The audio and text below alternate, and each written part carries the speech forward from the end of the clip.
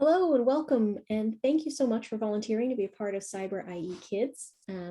As a volunteer, you're going to have to go through two different activities, an escape room and a making activity with microbit. And this describes to you how to do the escape room. So from the main website, you're going to click on Start Here. This is the link to the Google form that's an escape room. Okay. I'm going to go through this like I'm teaching it for the first bit, and then you can stop and play it on your own, or you can watch the whole thing and see tips for the whole way through. So I'm going to say, oh, cool. It's just a normal workday at Sundun, a company that manages renewable energy for half the US. It's lunchtime and you head down to the server room to pick up your friend Sam. Unfortunately, when you get there, the room is empty. You walk past the rows of glowing server racks. Looking around, you see all of Sam's things scattered about. There's the computer terminal, a bundle of network cables, little things that blink and beep. The wall behind the desk has a cool wooden cabinet with loads of tiny drawers. Under the desk is a small safe. And you're just going to go ahead and click next because that's just the setup for the story. Ransomware attack. Suddenly there is a chiming sound and the terminal wakes up. You see the following message. You have been hacked. We have put a virus into your network that is already encrypting all of your data. If you pay us $5 million within 1 hour, we will send you the patch to decrypt your data. If you don't, all your data will be lost forever. Oh no. The system recognizes a data breach and automatically locks the door to the server room, trapping you inside. You'll have to stop the ransomware attack within the hour to save your company's data, escape the room, and stop the $5 million payment. Okay. So the first task that your team is going to have to do is come up with a username, and this is not checked. You can use whatever username you want. So logging in, it says you sit down at the desk, sweeping aside the gum wrappers. The screen says enter username, and your team's username is the color of your team leader's shirt and the sum of all your ages. So let's say my shirt is blue, and I have a kid in here who's 10 and a kid in here is 12. So it would be blue 22. Okay, you can use this time to say, Jason, how old are you? Krista, how old are you? And all of the kids' voices get to be heard. And you can also use this to establish how you use your microphones, how you use the chat, and just get to know each other. So what are their names and ages? Okay, what could the password be? You notice a small piece of paper taped to the side of the monitor. Ah, that's weird, weird symbols, right? Those shapes look familiar. You get out your wallet and look for the card you and Sam used at last month's game night. So here's a key that we have. What is the password? Okay, so if we look at this, each of the letters correspond to a row and a column. And this is what you have to work out by talking. So this first one has like a jagged 3-point circle. So it's that shape. So it's something in the top row. And then it has 2 hash marks. So if we go to 2, right, and it's pointy, and 2, B. So we know the first letter is B. You can even go and write that down, B, and go on to the next one. And so this one has kind of a bear face, which is the second one, and like a on symbol on it, O. So you just go through and decode each of those, and the answer to this question is, now pause this video if you want to go play it yourself, and come back when you need the answer. The answer is botnet, B-O-T-N-E-T. Okay. Two-factor authentication. This is the second puzzle. Your password is accepted, but then the terminal beeps and says additional authentication required. Enter one-time code. You notice a small LED panel on the desk light up in a strange pattern. Okay, so this is like LEDs. The gray ones are off and the red ones are on. You find a piece of paper folded up under the panel. And this is a decoding chart for binary representations of letters. And so you're going to have to figure out which of each of these rows represents which letter. So this first one goes off, on, off, and you can read that as 010, 00110. So have a kid look down and find that, read it out and find it out, and they're going to be like, oh, it's F. And you can double check it. 01, and then 3 zeros, and then 2 ones, and then 0. So each one of these rows is a letter. That first row is F. The second row is I, and if you keep looking it up, you will find out that the answer is firewall.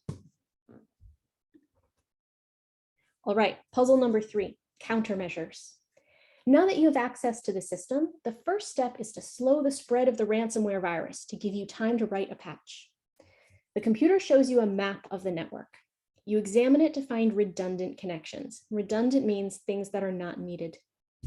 For example, you can shut off the connection between node A and node B because there is a path A to C to B. So still, as long as we can still reach all these things, we can cut out all the extra paths that are not needed. So what is the maximum number of connections that can be shut down, making sure you can still access all the nodes? And this is a really good time to use the annotation features in Zoom. So if I go up to my Zoom controls, I'm clicking on annotate, which looks like a marker, and then I'm going to choose draw. Okay, is that looking? There you go. So now I'm drawing, and you can do things like put an X on here or cross this off. And then you can do clear to clear all the annotations. And you can even, you can have kids do annotations too, but that is slightly trickier. So let's see, if I have A to C, I can cross out this one, and that one, and that one, and that one, making sure they're all still connected.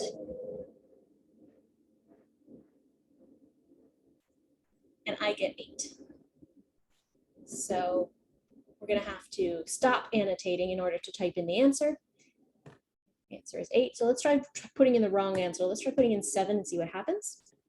Try again. So you can guess as many times as you need. There's no penalty. Next. All right. I'm going to make sure I can clear my annotations. Clear all drawings. Here we go. The next question is about a search query. Now you have to find all the files that have been affected by the malware. To do this, you use a search engine that uses 2 special symbols, which allow for complex search queries. So we have the hash, which combines queries. It only shows pages that are satisfy both queries. So that you can say and. So that hash is like and. And then we have the brackets. The query between the brackets is going to reverse that. It's only going to show pages that do not satisfy that query. So that's not. So we have and not. And we can go through the examples. So if you searched willow, it would show pages about willows. If you searched brackets willow, it would show pages not about willows. So that's not willow. The next one is willow hash poplar, which we can read as willow and poplar. So it shows pages about both willows and poplars. You can have kids read this, you can have them practice reading it, but really what you want to do is to go and check what each of these queries mean. And we're looking for ones that contain ransom or hack, or both ransom and hack. So this first one here is not ransom and not hack. That doesn't fit the query. The next one is, oh, this is more complicated. Not ransom and hack, but none of those. And ransom, but not hack, and none of those. So you can test through that. Would you find something that has ransom? Let's see, that's not ransom and hack. So that's something that has hack, but not ransom, but not that. So that gets far too complicated. Let's move on.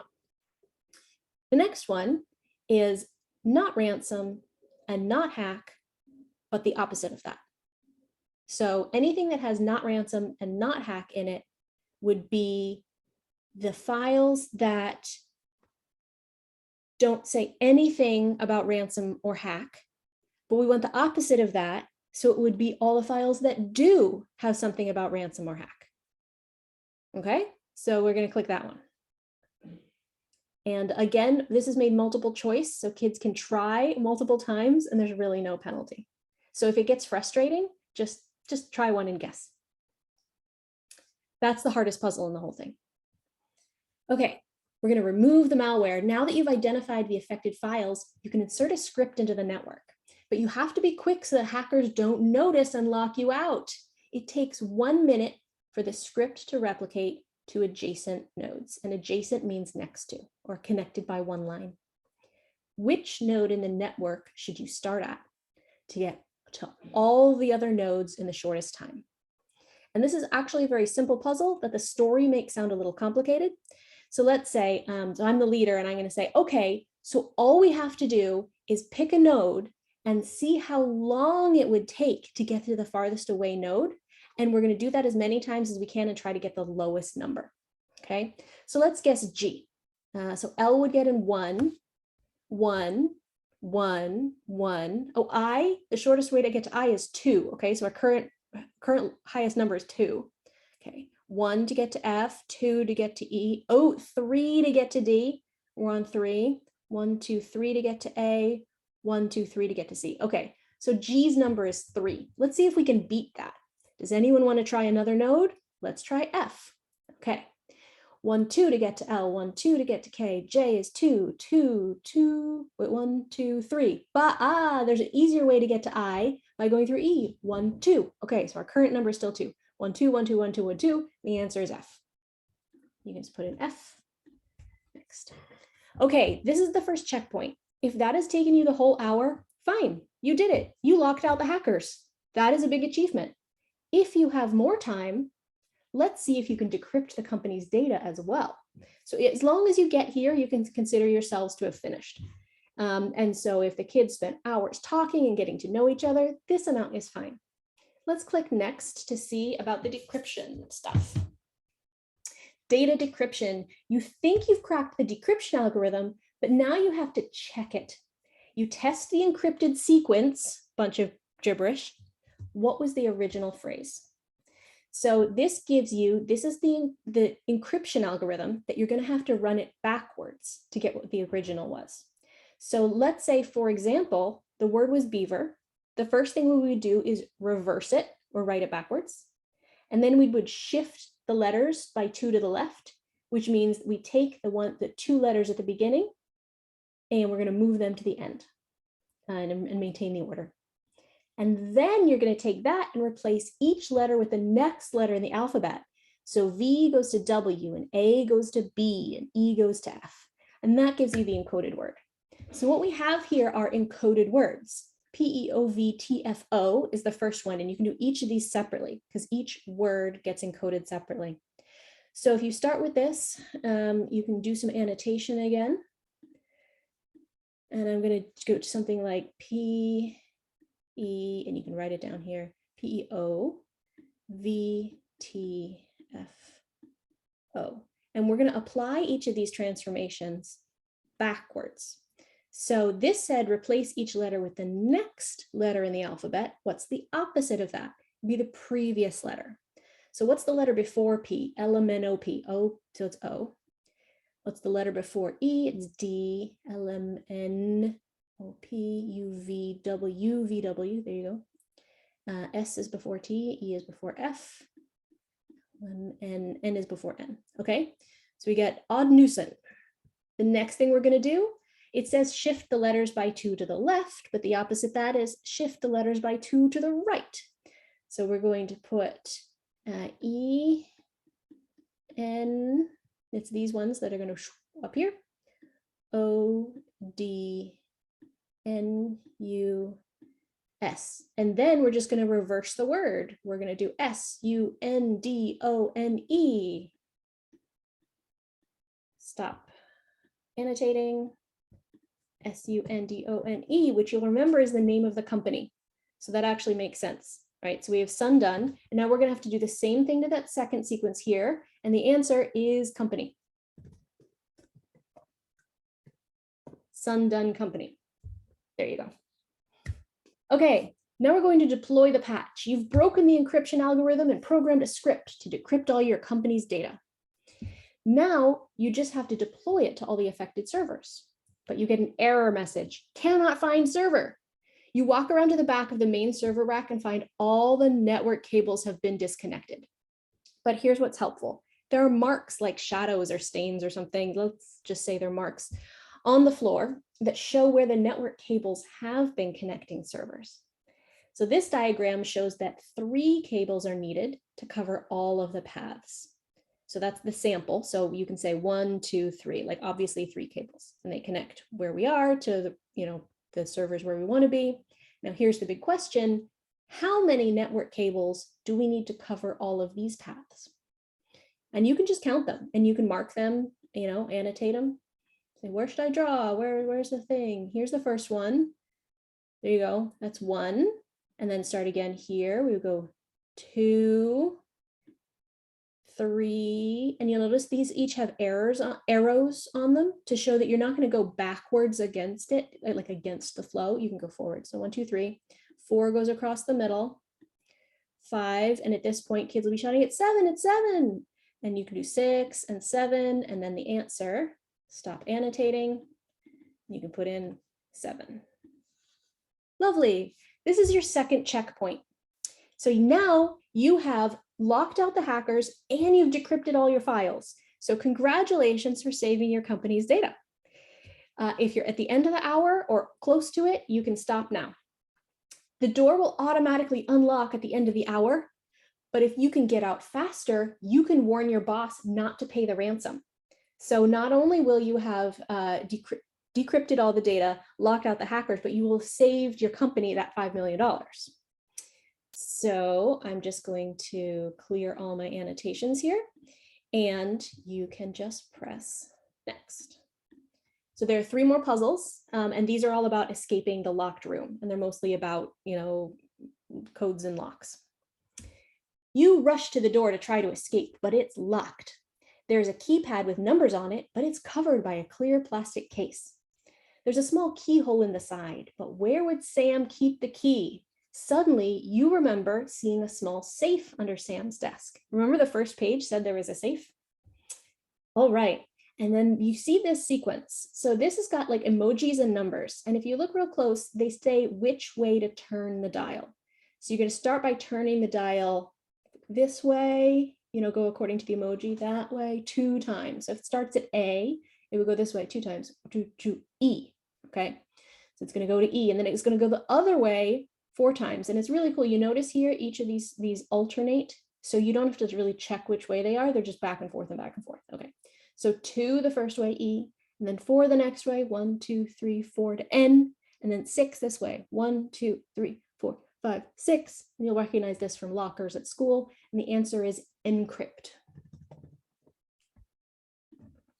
Yeah. The safe opens, and instead of a key, you pull out what looks like a magnetic chessboard, only it has 7 rows and columns instead of 8, just like the cabinet of tiny drawers that sits right behind Sam's desk. And remember, that was referenced in the beginning too. The key must be in one of those drawers, but which one? The board reminds you of a magic trick you used to fool your friends with. You would set up the board so that each row, 1 through 7, and each column, A through G, had an even number of stars showing. So even numbers are like 2, 4, 6, 8. Then you'd turn your back and let a friend turn over 1 coin. You could always tell which coin they picked by finding which column and row had an odd number of stars. They were always impressed. So which coin has been flipped? So let's check this. Let's check each row and see how many stars it has. 1, 2, 3, 4, that's even. 2, 1, 2, 3, 4, even. Even, 2 is even, 4 is even. Aha, 6 is odd. So the wrong coin, the flipped coin, must be in row 6. Now let's do the columns. 4, 2, 2, 1, 2, 3, 4, 5. Ah, 5 is an odd number. So it must be in column D. So if we go down D and 6, D6 here, this is the coin that has been flipped. And that's going to indicate which little drawer we can find the key in. So you can do D6 here. I think you can also do 6D. Let's try that. No, 6D, D6. None of those work. I will fix this for you.